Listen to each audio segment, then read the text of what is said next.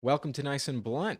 Looks like we're live, and it's time for a mock draft. All right, let's get going. It's officially the new season. So, Super Bowl's over. Chiefs won, sadly. But here we are on YouTube, Nice and Blunt, and it's time for a mock draft. Let's get going.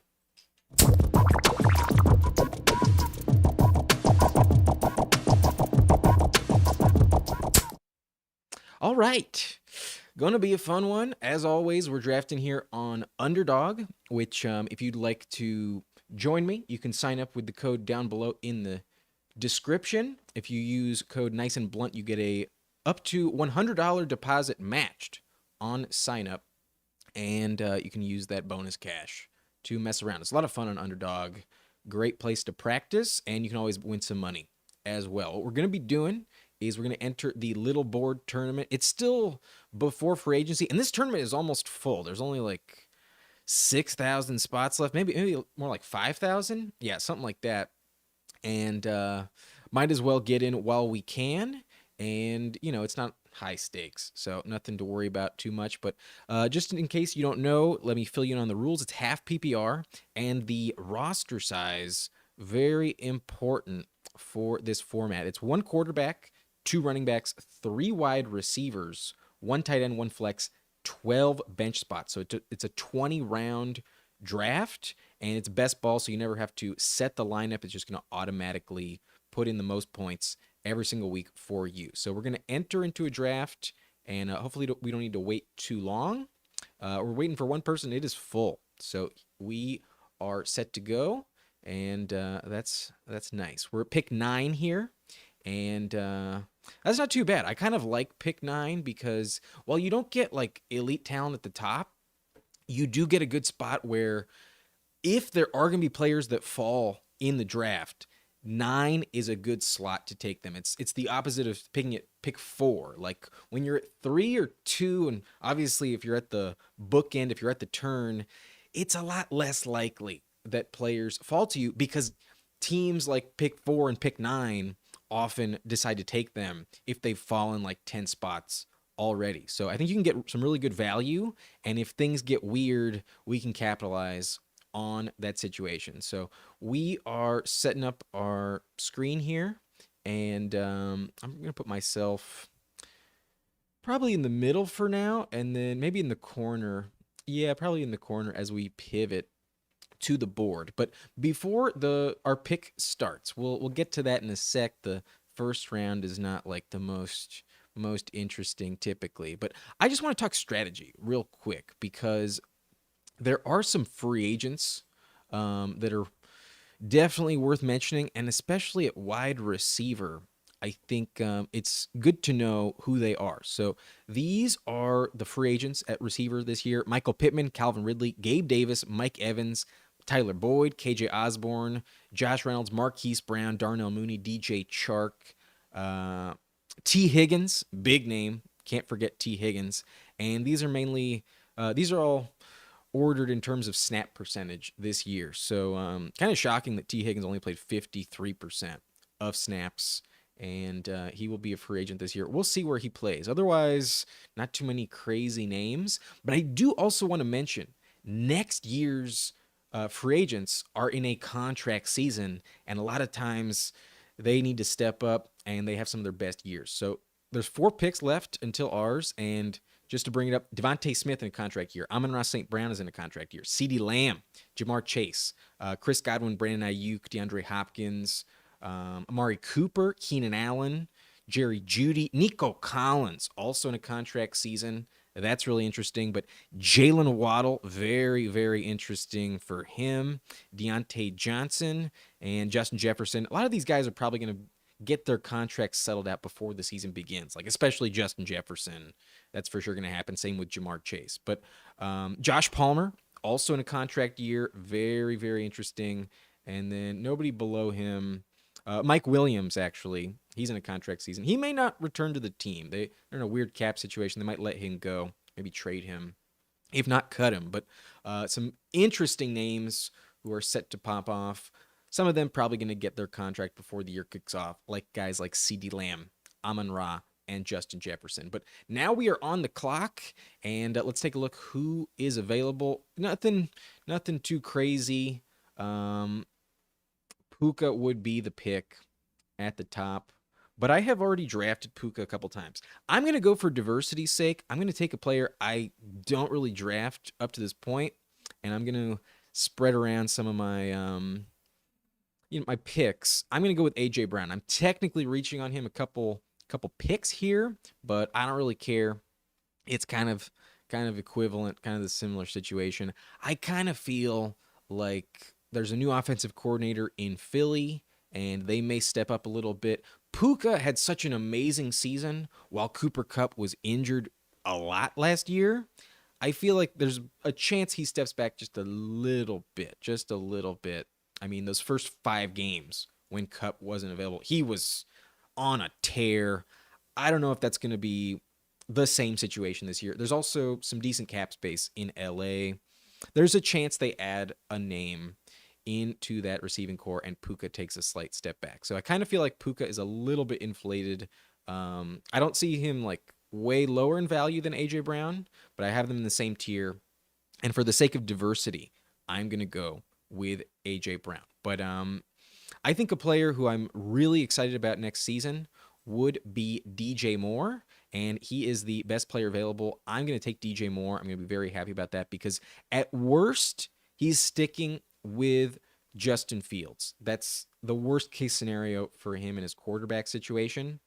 So I'm not worried about him losing any value. He was incredible last season. He put up a top 10 year, and there's a lot of stats pointing to him being worthy of a first-round pick, at least in the top 10 at receiver, that is for sure. So we took him, and we've started off this draft with 2 elite receivers. A.J. Brown had a bad end to the season, but I don't expect the Eagles to be as bad in the second half as they were last year. I think they will pick it up a little bit, and I don't think he'll have that slump. He did have that elite stretch where he put up at least 125 yards receiving every single week. Let's while we have some time, let's take a look and remind you of AJ Brown's season.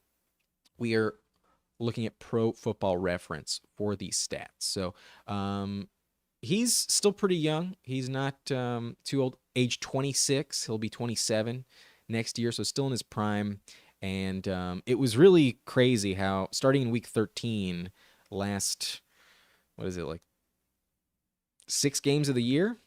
6 or 5. He did not score a touchdown. He had some kind of rough games, and they just got worse and worse. But holy shit, this stretch from weeks 3 through 8 was incredible. 9 for 131, 9 for 175, and 2 touchdowns. 6 for 127, 7 for 131, and then 10 for 137, followed by 8 for 130 and 2 touchdowns. That's the upside we're looking for. So AJ Brown, definitely worthy of an elite pick. And like I mentioned, I haven't drafted too much of him. Up to this point, I'm happy to take him. And I'm not upset with that selection. Pairing it up with DJ Moore, that's pretty nice. So here we are. And now we can take a look at the board. A lot of receivers going off in these first 2 rounds. That's why I think it's, at least until these trends change, I think it's definitely worthy of investing in that position early and kind of often. If you can get 3 in the first 6 rounds, you're kind of going to set yourself up for a lot more flexibility as the value shifts to other positions dramatically. Like we're gonna take a look at the color palette on this draft board later on, and like right now it's just so heavy and orange. Like these first 5 teams, at least 2 receivers for each of them, very few running backs, and as a lot of these later half of the board teams need to take receiver, we'll be a little bit more set in that position. We won't be as desperate for those picks. So that's the strategy. Early on, I think it does help you to take receiver, unless you have like a really, really good value at running back. Like if Bijan was there, I'd probably go with Bijan. Haven't taken a lot of Bijan yet, but to start off, AJ Brown, DJ Moore, not going to be upset about that at all. Not at all. So our pick is coming up. Let's take a look at who's available. I would be happy to get Travis Etienne, to be honest with you. I like Etienne a lot. And running back does kind of fall off a cliff. He'd be a good option to go as your like hero RB, but he does go off the board. That is unfortunate. That is a bummer. So I think I'm going to pass on Pacheco. Not going to reach on him. And fuck it. I'm going to go with Sam Laporte. He's fallen just a few picks. And we're going to see how we like our build, our final team, taking Laporta in round 3. He is the first tight end off of the board. And he had an elite rookie season. I wouldn't expect him to fall off in any regard. But I don't know how much I'm gonna like this build. I don't usually take tight end this early, but if you're gonna take one, he's definitely the best one available. I think, given his youth and elite rookie season, great offense. Ben Johnson stays in Detroit. Got to be happy about his future prospects in Detroit. So don't hate that at all. But we might ignore running back for a while. If Keenan Allen is still available, I'm probably going to go Keenan Allen. But I doubt that's going to be the case. Wouldn't be shocked at all to see him go. Yeah, there he goes. So we could go quarterback. We could take Pacheco, who's falling.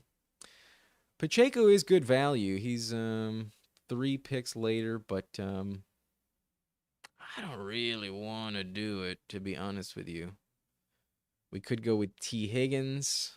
He may get franchise tagged. We passed on Puka, and if Kupp stays healthy, I would not be upset with Cooper Kupp. I see a bit of a bounce back for Cooper Kupp. Fuck it. We're going to go with Cooper Kupp.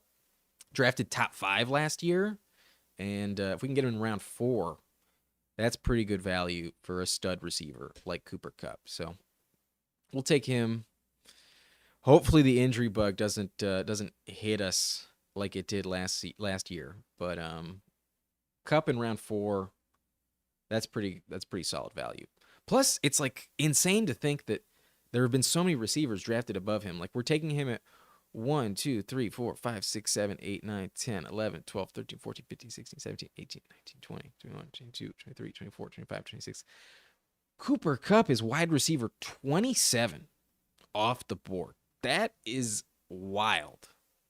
That feels insane. But there were some terrible games from him last year. There were some rough ones, that's for sure. It's just a matter of if he stays healthy. So we're hoping for upside. Hopefully he can bounce back. And while we do not have the Puka Kupp stack, that's not the end of the world. Not that terrible. But we may need to pivot to running back pretty soon. Starting in round 5 through like the 8th round, these next 4 rounds, this is where the bulk of running back starts to come off the board. So we'll see what we have. We'll see what happens.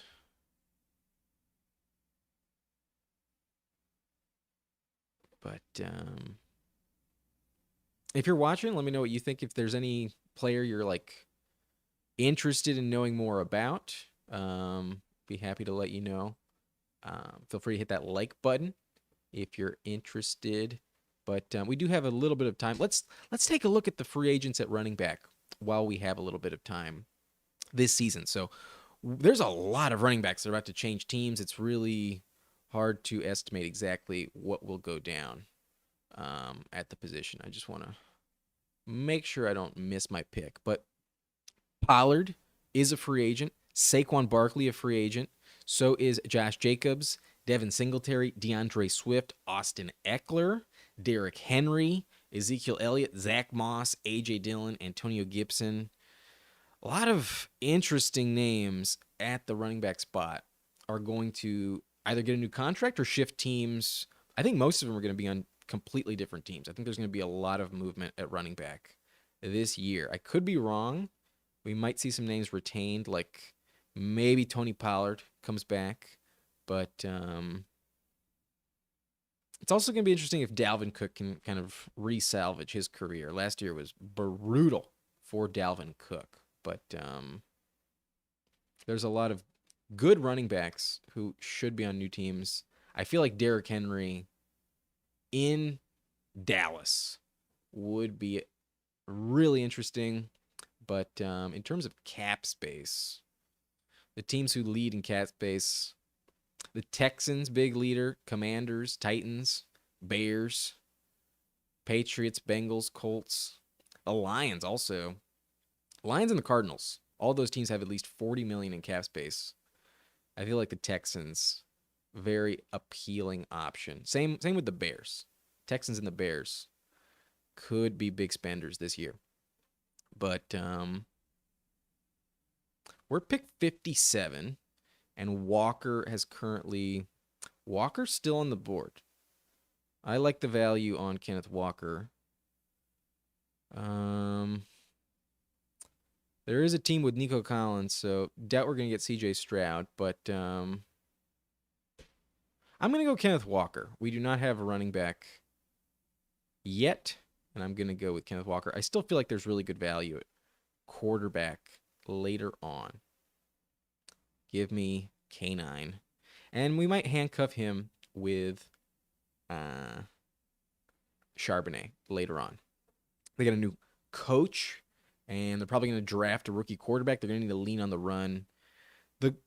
The coach is also from Baltimore, a very heavy rushing approach in Baltimore with the Ravens, more of a defensive mind, and that's probably the identity they'll lean into a little bit. So I feel like Walker's still going to have a lot of value, and we got him 6 picks after ADP, so not bad value on Kenneth Walker. Odunze goes off. Odunze's very interesting. It's just a matter of what team will he go to. I kind of feel like he's going to go to the Giants. And if that's the case, that would suck. Whichever elite receiver goes to New York, to the Giants, that is going to be brutal. I would be shocked to see the Giants not draft one of the top receivers. They're either going to get Malik Nabers or Rome Odunze. Possible to get Brock Bowers, but I feel like Bowers is more likely to go to the Chargers, and I feel like the Giants need wide receiver as more of a priority this offseason. So Odunze would be my projected pick for the Giants. They're at number 6. That would kind of suck. Okay. So we're back on the board. And running back does not feel enticing. Not at all. But like I mentioned, like look at these selections. There's just nothing but green, very little orange. Receiver has hit a cliff. So I'm going to grab my 4th, and we're going to be in a power position where we don't need to focus on that position as it dwindles in talent dramatically moving forward. So I'm going to go Calvin Ridley. He is a free agent, may get tagged, may remain in Jacksonville, as we mentioned, but he did have some big games. He was very boom bust. And in terms of underdog best ball capital, I mean, as our 4th receiver, we're not expecting him to be in the lineup every single week. We are hoping for those big games, and that's what he popped off for a couple times. He had a game with 101 and 1, another touchdown, 7 for 122, 6 for 83, 7 for 103, 2 touchdowns, 5 for 89, a touchdown. And then late in the season, as Christian Kirk went down, he did have a couple more big games, 90 for 2, 106 for 1. Otherwise, though, very few instances where he went over 50 yards. Like only one game where he went over 50. Everything else was 40 or less. So very boom bust. He's kind of like this year's Gabe Davis, essentially. But I think a little bit more talented and consistent than Gabe Davis. And if he remains in Jacksonville, maybe he steps up in year 2 in the same system. and hopefully that chemistry with Trevor Lawrence can improve. But maybe he's on a new team. Maybe he is an interesting free agent this offseason. Could be shifting teams. So just to remind you, our picks, we went A.J. Brown, DJ Moore, then Sam Laporta, then Cooper Kupp, then Kenneth Walker, and our last pick in round 6 was Calvin Ridley, who, if Kupp was wide receiver 27 off the board, where are we getting Ridley at? 8, 29, 30, 31, 32, 33, 34, 35, 36, 37. Wide receiver 38. Calvin Ridley off the board is wide receiver 38. If that's the floor from what we're getting, I'm comfortable with that selection, especially knowing how dramatic the cliff is at receiver that's about to take place. Like George Pickens, Arthur Smith coming there. Yikes! I don't feel good about that. Not too excited about the upside there. And then we don't even know what the quarterback situation is going to look like. I don't feel great about George Pickens. Another boom bust option, similar kind of option to Ridley, but DeAndre Hopkins, kind of one of the last number 1 receivers remaining. Meanwhile, we weren't going to go tight end. We already have Sam Laporta, so no need to even consider Kittle or Kincaid at this point. And while we maybe could have gone quarterback, I think in our next 2 picks, we're probably going to take quarterback here because there are 2 teams behind us who have not selected a quarterback yet.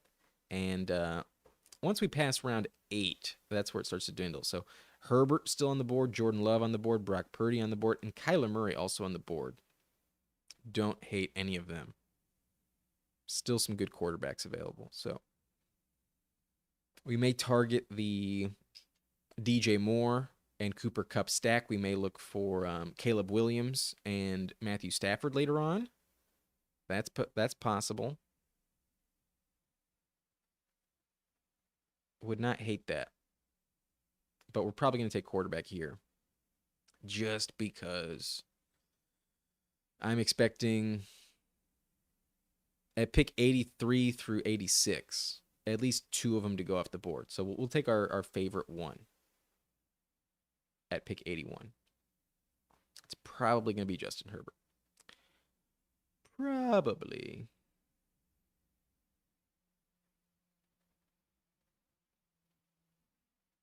Actually, it might not. I could get screwed if one of those teams double dips. But nah, I'm not going to do it. I'm going to go Justin Herbert. Give me Justin Herbert. Should be a bounce back year. And he's going to get an excellent receiving weapon at pick 5. He's either getting... I'd be so shocked if Marvin Harrison does not go to Arizona, assuming that the Patriots pass on him, which kind of feels like they have to go quarterback. But at pick 4, I would expect Marvin Harrison to be off the board. And then at pick 5, the Chargers have their selection. It's either Brock Bowers or it's Malik Nabers. It's whoever they want, whoever fits the scheme better for Jim Harbaugh. Given the depth of talent at wide receiver later in the draft, and it seems like every year at this point, wouldn't be shocked if they pass on Nabers and go with Bowers. Given Bowers is just such an elite prospect at the position, going to be hard to replicate his level of talent in the coming years. You know, receivers, there's over a dozen every year that seem to be worthy of at least a day 2 pick. So they're still loaded at receiver. I'm starting to think that the Chargers are going to go Brock Bowers. Most likely. We may get screwed.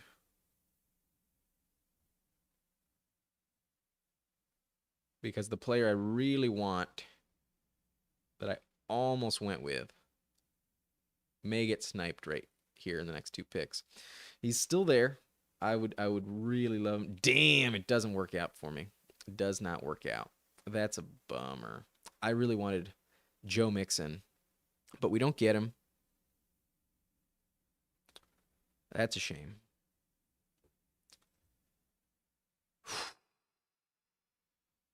I don't love Najee. Not with Arthur Smith coming in. That's just such a crazy situation. I'm gonna go Brian Robinson. Raheem is pretty old. Started to get hurt at the end of that season. Is he really gonna score another 20 plus touchdowns this year? I doubt it. I'm gonna go Brian Robinson. Was very productive last year. Brian Robinson put up a lot of touchdowns. And Antonio Gibson is a free agent. Antonio Gibson, very unlikely to be back in Washington. With Dan Quinn as the new coach, Brian Robinson entering his third year in the NFL, age 25. I think he can handle a much bigger workload. He's had pretty much on pace for 200 touches last 2 seasons. He has missed some time. He has dealt with some injuries. Granted, he was shot before his rookie debut. But last year he got 36 catches. He also had a total of how many touchdowns? He had 5 rushing touchdowns, 4 receiving touchdowns in 15 games, 9 touchdowns, 15 games. Over 1,000 yards from scrimmage on the year. I think B-Rob could elevate himself into a top 15 running back. I love the talent with Brian Robinson, and I think the opportunity is absolutely going to be there for B-Rob next year. So that's who we took. And I would have loved to see Joe Mixon on our team, but he did not fall to us. Unfortunately, that is a bummer. If I didn't go Justin Herbert, I would have taken Mixon. I'd rather go with Mixon over Eckler. I'd rather go with him over Stevenson. I don't know what that Patriots offense is going to look like. And I feel like they're probably going to get Jaden Daniels at quarterback. That's going to definitely limit the rushing upside with that type of quarterback. Jaden Daniels, elite runner, ran for over 1,000 yards last year at LSU. So Ramondre could be a loser in terms of value. B-Rob has very little competition. Maybe he gets Jaden Daniels as his quarterback as well. Maybe that doesn't work out for us. But I feel like Drake May is going to be drafted by Washington. That is my expectation. Who's also a legit runner as well. Drake May does have some mobility, but definitely not as scary in terms of how much he depletes the rushing value for Brian Robinson as much as Jaden Daniels would. Jaden Daniels would take away a lot more rush attempts, especially near the goal line from Brian Robinson. But it is what it is. Would have loved to get Joe Mixon. We did not, sadly. Okay. Mostert still on the board. If Mostert's available, I will take Mostert because that's who we were thinking about instead of B-Rob. And none of the receivers here are players I love. We do not get sniped. Whew. All right, we're doing it. We're going with Mostert, and we're getting him 15 picks past ADP. Very tempting to go with David Njoku, who's also falling down ADP, but we already have Sam Laporta. No need. I'd rather take my third running back than my second tight end at this point in the draft, getting Mostert 15 picks past ADP. Don't hate it at all. Good value. Okay, so we have 3 running backs now. We probably move up the position, but Charbonnet is a good handcuff to have. ADP 126. Probably just going to have to hope and pray that he falls to us. I doubt it happens. We do not get Caleb Williams. That was going to be an interesting option for our DJ Moore stack, but nope.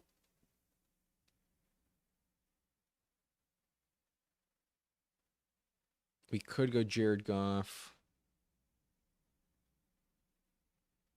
And Njoku goes. Yeah, that's what I expected. Goff is taken. Interesting. Okay. Then we probably go wide receiver here. I like me some Marquise Brown at this point. Marquise Brown is a free agent, but one of the better ones, as we mentioned at the top of the video, at the top of the stream. I think Marquise Brown, probably one of the more talented options left available. So we're going to take him. Our 5th wide receiver is Marquise Brown at pick 112 a little bit past ADP. Maybe I should have gone Cortland Sutton, given how far he fell. Yeah, that probably was the better pick, especially in this tournament format. Good to get the value where you can get it, but just from a straight up standpoint, I do think Marquise Brown is a little more talented than Cortland Sutton. Also, weird situation in Denver. Really don't know what's going to happen there. At quarterback, it's really up in the air, and he was just so touchdown dependent. I'd rather just go with talent, and I think Marquise Brown is a better player. We'll see who signs him. Going to be a free agent this year, but yeah, I feel like the only argument to go with Cortland Sutton there, personally, in my opinion, was the draft capital. We were getting him at a significant discount. Team after us got him 14 picks past ADP. Meanwhile, we got Marquise Brown only 5 picks past ADP. So maybe we should have gotten Cortland Sutton. But as our wide receiver 5, I want to chase upside. I think there's a little more upside with Marquise Brown, personally speaking. So that's how I see it. That's what happened. But let's take a look back at the board. Who is going off? Khalil Herbert at 117. Very interesting pick because I've been taking him closer to like pick 140.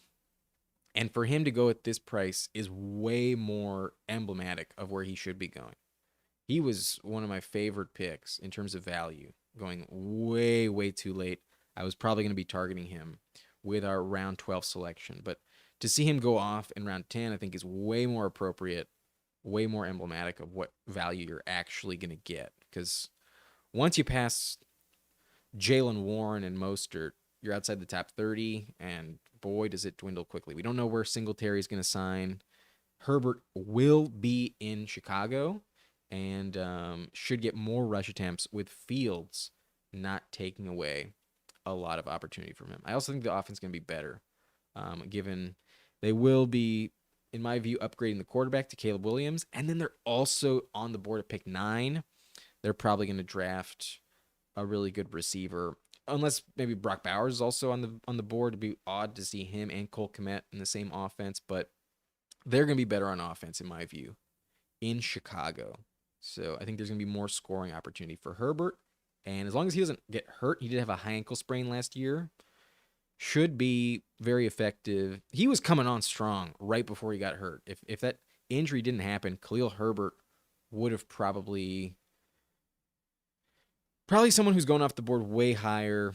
Maybe not like Tyjae Spears high, but maybe a little closer to like DeAndre Swift, which is 2 rounds higher. So we're back on the board, and Charbonnet is still there. I think I'm going to go with my Seattle handcuff situation with Charbonnet and K9. Gonna do it. Yeah, just in case Walker goes down, we're guaranteed the Seattle starter who's going to get a ton of volume every single week. Charbonnet, also very good pass catcher.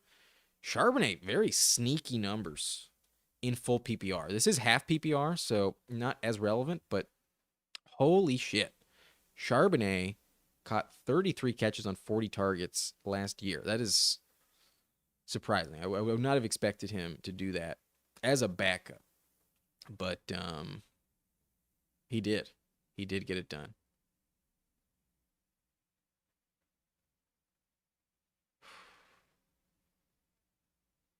Probably going quarterback here. I don't love the wide receiver names. Like Gabe Davis is interesting, but where is he going to play? If he's in New York, that with the Giants, that would suck. Maybe he's back in Buffalo, but I doubt it. Maybe he goes to the Kansas City Chiefs. That'd be wild. But yeah, if I knew he was gonna be in Buffalo, then I'd be interesting. But he's just so boom bust. We already have Calvin Ridley. I'm gonna pass on Gabe Davis, even as our wide receiver 6. Well, it's nice. It's not necessary. But we have a chance to take our quarterback 2, and we're gonna go with the stacked with Cooper Kupp. here at pick 136. That's about 7 picks past ADP. Not bad. Not bad at all. Both of the LA QBs on our roster. Going back to my roots, my LA roots. But y'all know I'm a Chargers fan. Bolt up, baby.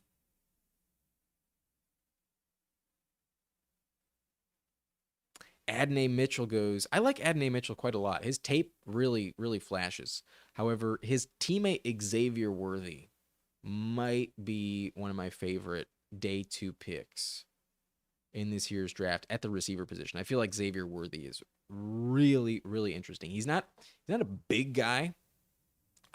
I wanna show you something because I've been watching tape on Xavier Worthy, and there's some big flashes. Even when he was a true freshman, holy shit! The speed is what really, really sells Xavier Worthy. These are high school metrics, so I don't know how accurate they are, but a 4.29 40. Holy shit! If that holds true, then he's possibly going to go in the first round given the speed. But damn, he is really good. He was a teammate of Adonai Mitchell last year, but he's been at Texas the last 3 years, and these are his numbers right down here in college as a true freshman in 12 games, 62 catches, 981 yards, very effective, 12 touchdowns as a rookie. Kind of took a step back in year 2, 13 games, 60 catches, about the same, but only for 760, so not as effective in terms of down the field efficiency, and 9 touchdowns, a little bit less. He took a big dip in the touchdown department last year, only 5, but in 14 games, 75 catches, 1,014 yards, pretty much just as effective as year 1 as a junior. At the age of 20 for the Texas Longhorns, Xavier Worthy really, really flashes some amazing talent. And I really like him a lot, actually. Mitchell, his teammate. That's interesting to see. Yeah, Adonai Mitchell goes at 137, and Xavier Worthy goes at 142. Expect them to probably be drafted back-to-back as well in the NFL draft, probably early day 2 in the second round. I feel like they're both second-round picks. Wouldn't be shocked to see them the late stage of the first if there's a big run on wide receiver, but I feel like they're more like round 2 options. The only problem with Xavier Worthy is his size. As you can see here back on Player Profiler, he comes in at 5'11", which isn't scary, but 160 pounds. That does scare me a little bit. I mean, Tank Dell, it was a player that we were worried about in terms of size last year. Just to pull his numbers up. According to Player Profiler, Tank Dell comes in at 5'8", 165. So 3 inches shorter than Xavier Worthy, but 5 pounds heavier. That's my only concern with Xavier Worthy. Will he stay durable at that frame?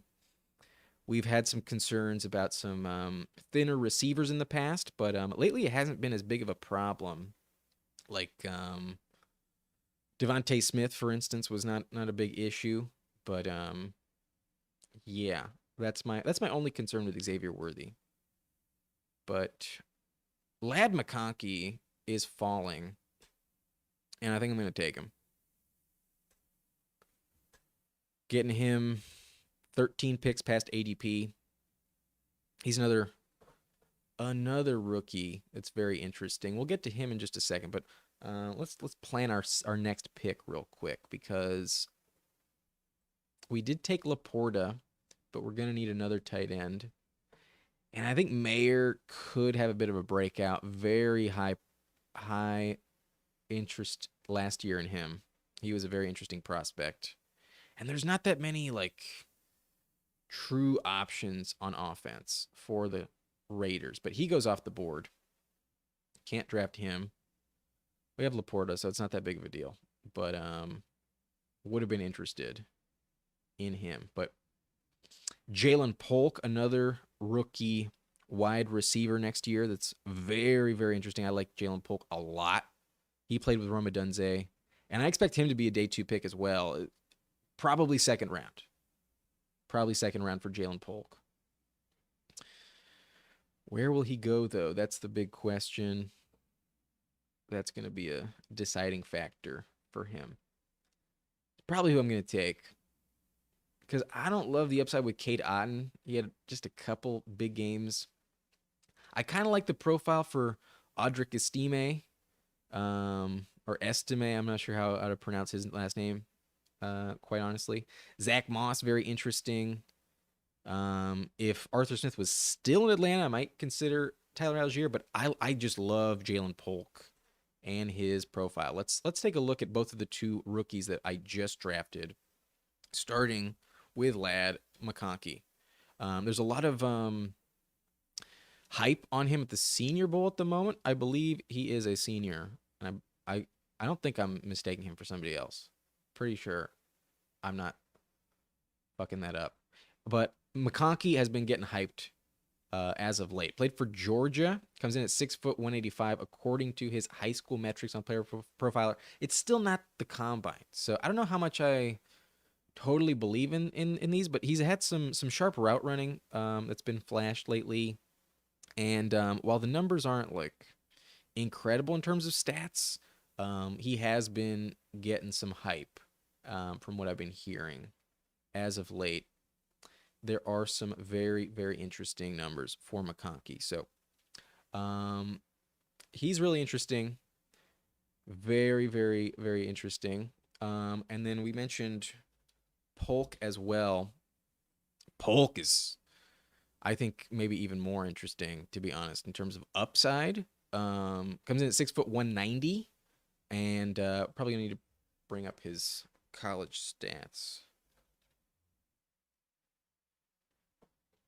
Okay, so according to sportsreference.com, where we're getting his college stats, comes in 6'2", 190.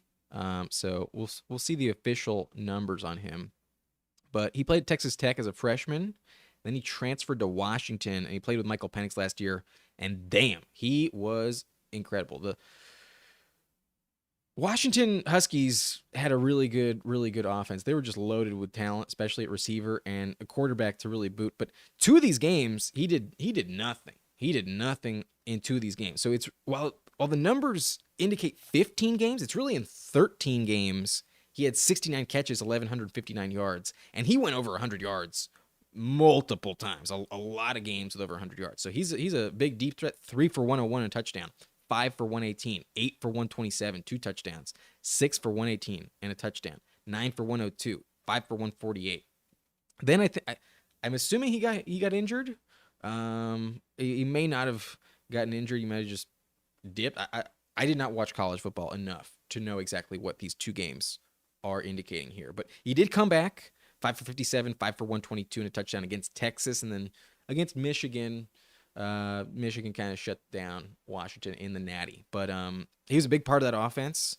Played alongside Rome Odunze and still put up almost 1,200 yards. Jalen Polk's legit. I like Jalen Polk a lot. And it looks like in the chat, Reflect the Sun is a fan of Polk as well. Says he built a little bit like Puka Nacua. We are on the clock. I'll get to your comment in just a second, but options are a bit tricky here. I think I'm going to go with another rookie wide receiver in Devontae Walker. I like Devontae Walker. Played with Drake May last year. Comes in at 6'3", 200, I believe. And put up some good numbers last year. And according to Daniel Jeremiah, he is projected to be a first-round pick. Could be a very late first-round pick, and that's possibly meaning he goes to the Chiefs, if that is indeed ringing true. If that holds true, Chiefs going to get a really, really interesting player coming at 6'3", 200 pounds, a 4.46 according to these workout metrics. Again, still, before the combine, can't say if these are going to be exactly accurate. I do expect these numbers to change a little bit, but I like Tez Walker quite a bit. And Reflect the Sun, yeah,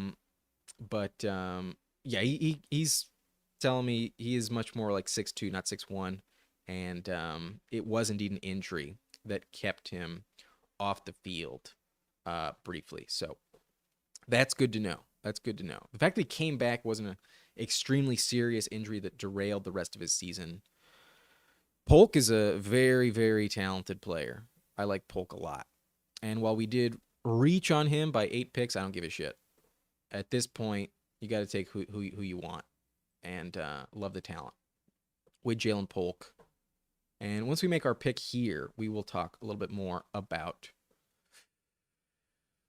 Devontae Walker. Quarterback is a little bit slim. We could go Jatavian Sanders, another tight end option, but nah, I think that's kind of a wasted pick. Dameon Pierce is our selection. We're going to time out, and we're going to hope he has a bounce back year. But we're drafting him outside the top 50, and maybe that burns us, but maybe, just maybe, he comes back. Big letdown last year. Holy shit, Dameon Pierce was terrible last year. But fuck it. We need a 5th running back. We have our Seattle stack. We have Ryan Robinson. And we have Raheem Mostert. And we have Dameon Pierce, who was drafted in round 6 last year. But just gonna hope he gets better. Yeah, Reflect the Sun doesn't love this selection. I panicked a little bit. Gonna be honest, I panicked a little bit because we were so late on the clock, and I don't know where Gus Edwards is gonna play, but I'm interested in Dobbins, but he's just gotten so hurt. He's dealt with so many injuries, man. So many injuries. I love his talent. I've been a believer, but yeah, I'm just afraid about him getting hurt. He's not gonna get a big contract. Maybe, but yeah, we're taking some rough options here. Some painful selections this late. But back to the player we were hyped on before we made that pick. Give me Tez Walker. Some places he listed as Devontae. Some places he's just listed as Tez.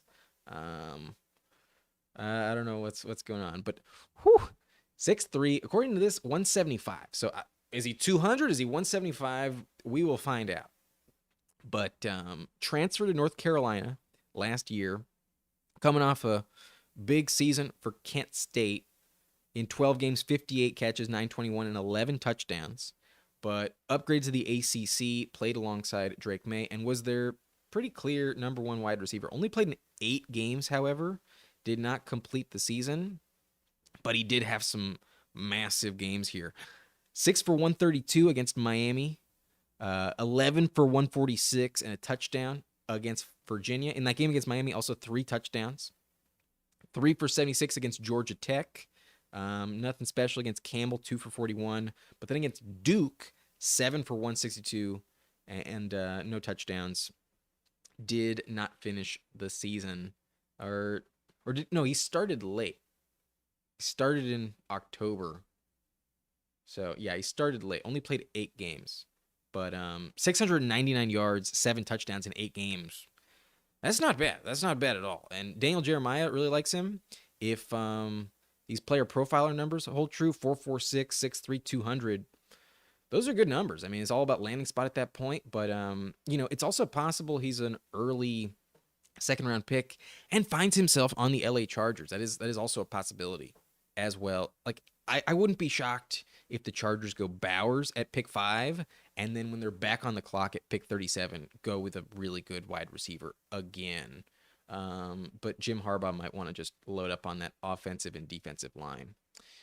Probably a possibility as well. But again, Tez Walker as our wide receiver 8, I think probably completes that position. I love our rookies. The value we're getting at this later portion of the draft is pretty good. And there's some talent. There's definitely some talent with the three that we have. The numbers weren't like incredible for McConkey, but that Georgia offense with Bowers there, a little bit limited for the receivers, just slightly there. But I like the three that we have for depth with the veterans we got. I love the wide receiver position for this team. We got AJ Brown, DJ Moore, Cooper Kupp, Calvin Ridley, Marquise Brown, Lad McConkey, Jalen Polk, and Devontae Walker. Love it. Running back is a little bit sketchy, but it's underdog. It's best ball. It's not that terrible to have K9, Brian Robinson, Raheem Mostert, Charbonnet, and Pierce. The stack, the handcuff situation. Some people like it. Some people don't. At this point in the season, I don't hate it, given we don't know the landing spot for so many of these other options. So it is what it is. It is what it is. But I want my third quarterback, and while this might be a reach this late in the draft, I don't give a shit. I'm gonna go Bo Nix. I'm gonna go with Bo Nix, a player I expect to be drafted first round, does have some rushing upside, and is really just filling out the position for us. Don't really expect him to be a weekly starter in this lineup, but we do need a third quarterback, and Nix is mobile. He's played a lot of games in college, and while he did have some good options, Oregon was a good program last year. He was a very excellent distributor of the football, and his rushing ability offers him some higher fantasy value. I'll get to his stats after our next pick coming back around, but I didn't want to get sniped on one of like the last quarterbacks who's probably going to start the majority of games next year. Like the options we had at quarterback were fucking brutal. Like Pickett, I think, is getting replaced. They didn't even move back to him at the end of the year. When he came back, they stuck with Rudolph. So I don't trust Pickett. Terrible numbers for him. Howell is definitely getting replaced. Aiden O'Connell. Honestly, I wouldn't be shocked if Bo Nix is drafted by the Raiders or something. Like if they go Michael Penix, if they go J.J. McCarthy or Bo Nix, wouldn't shock me at all for the Raiders to replace O'Connell. And then after that, you're looking at rough names. Taysom Hill, Ryan Tannehill, Sam Darnold, Hendon Hooker, Tom Brady, Joe Flacco. Like, what are you going to get out of them? I at least know Bo Nix will start some games next year. Can't say that with certainty about anybody else. So that was our selection. Don't love it, but it is what it is. I think we got to go running back here. And a player I like is Jalen Wright. There's some good stats on Jalen Wright. He's not much of a pass catcher, but we're just hoping for a good landing spot. And Wright out of Tennessee is a player I am interested in. So let's go back to these college players and bring up some stats on Bo Nix. He transferred from Auburn to Oregon, and he has played 5 years in college with at least 300 plus attempts every single year. He has played a lot of games in college. So that speaks for itself. I mean, another player who's, started a lot of games is like Brock Purdy. I think he's more mobile than Brock Purdy as well, because look at these rushing numbers. He ran for 5'10" 2 years ago. Last year, only 234, so didn't rush as much, but back when he's a freshman and a sophomore, at least 300 yards rushing as well. And that does equate to some decent fantasy numbers. That is a bit of a boost. He might offer like 25 rushing yards per game. That might be something that boosts our value for fantasy. So at this late in the draft, we're just hoping for a good landing spot. We're hoping for the best.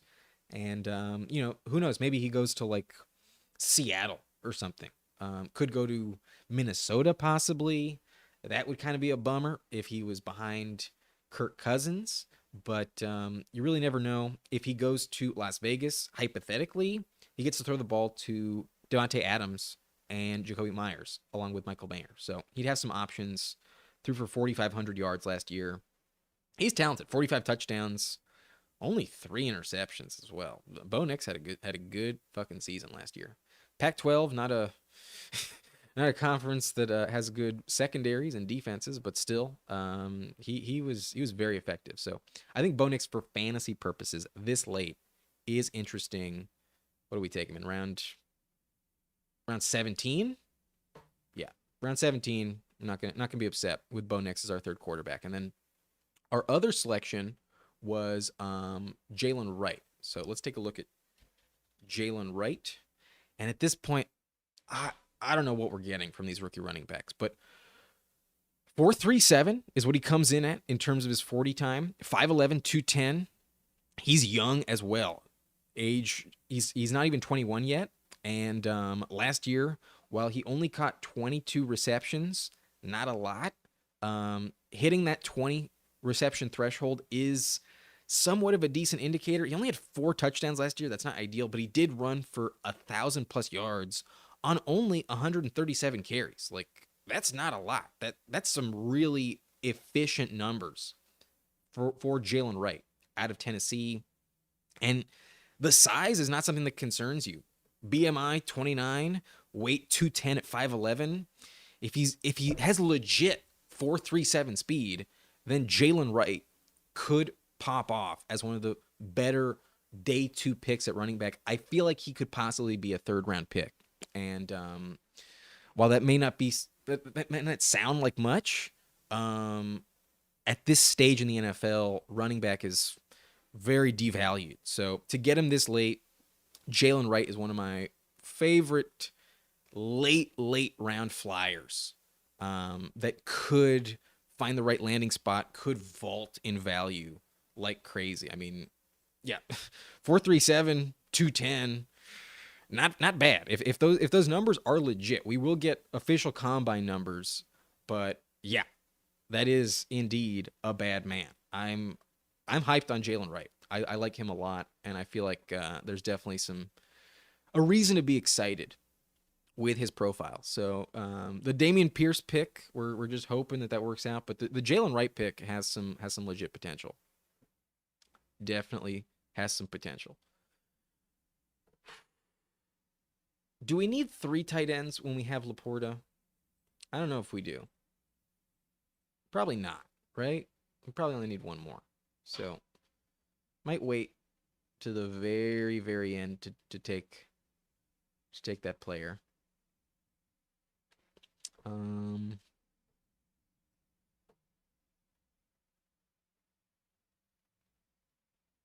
We are on the clock. So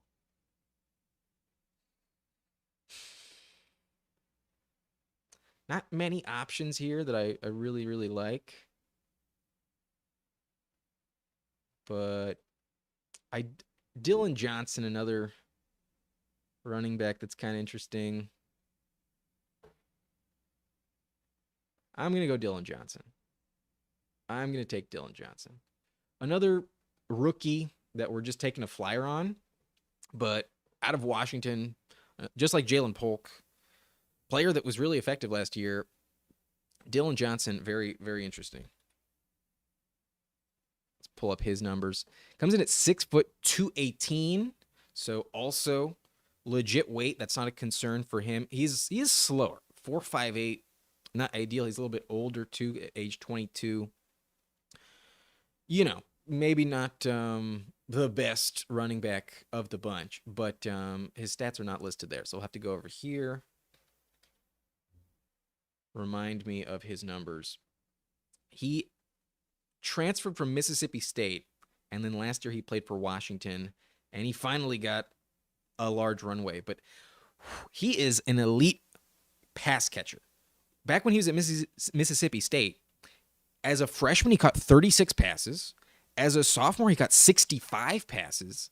As a junior, he caught 48. And while the Washington Huskies did not use him at that level, still 24 is somewhat decent. We know that he has the capability of catching a ton of passes. 65 in 2021 in 13 games is elite for college. A college running back to catch 65. Yeah, I'm pretty happy with that. And then not only that, while he may not have been like extremely effective, like his yards per carry here is only 5.1. Like Jalen Wright was way more efficient. Um, Still, he did score like 15 touchdowns, if I'm not mistaken. We are on the clock, and we might go with Cade Stover. Nah, probably not. Probably not. Probably not. But if I don't, Logan Thomas, I think, is very interesting this late. I'd rather go Logan Thomas. Ah, damn it! I didn't get it. I mean, at the end of the draft, if you're going with a tight end, I like Logan Thomas or Jelani Woods. Very interesting season for Jelani Woods last year. He didn't play a single snap. He was injured the entire year, but he is young, and that is a team that used the tight end position a lot, albeit amongst a lot of players. And if they don't have like Bowers fall to them, I would expect Jelani Woods to take a big step up next season as he finally plays and gets on the field. But we went with Logan Thomas. That's not a bad pick at all. Logan Thomas is coming back to the Washington Commanders, and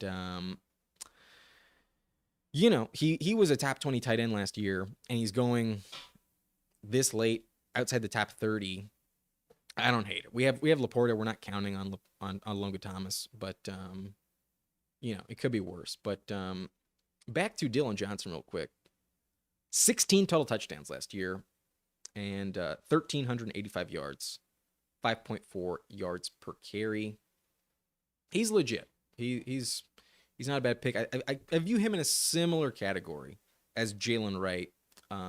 He is older, though, so he's a little bit more polished. Maybe he's more ready to go right now, whereas maybe Jalen Wright is a little bit more of a project and might take a little bit of time to get going. But I just want to know the exact yards per carry numbers on Jalen Wright, because 7.4 last year. That's pretty good. That's definitely impressive. 7.4 yards per carry. Nothing to sneeze at. Definitely some legit numbers. But we got to replace this battery. Give me one sec. Our draft is over, but the stream is not. The stream is not quite finished.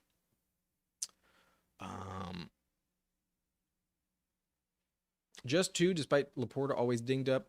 I mean, we took him in round 3. I think it's not a terrible strategy. Maybe it's a little bit risky, but I feel like we passed on running back for a while. I'm comfortable with it. So, maybe wasn't ideal, but to